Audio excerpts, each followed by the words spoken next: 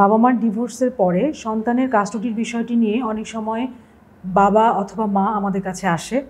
সেক্ষেত্রে আমরা তাদেরকে প্রথমেই যেটা বলি যে আলোচনার মাধ্যমে কাস্টডির বিষয়টি সমাধান করতে। সেক্ষেত্রে আমরা তাদেরকে সালিশের প্রস্তাব দেই এবং সালিশের মাধ্যমে সন্তানের কাস্টডি নিয়ে আমরা আলোচনা করতে পারি এবং সহজভাবে এর সমাধানও করতে পারি।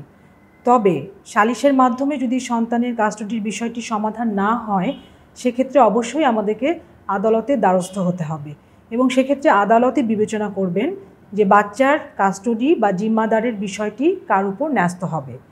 বিশেষ ক্ষেত্রে দেখা যায় অনেক সময় আমরা ভেবে থাকি যে আদালত বাবার অর্থনৈতিক অবস্থা এবং অন্যান্য পারিপার্শ্বিক অবস্থা বিবেচনা করে হয়তোবা সন্তানকে বাবার কাছেই দিয়ে দিবেন, কিন্তু ব্যাপারটা সেরকম না।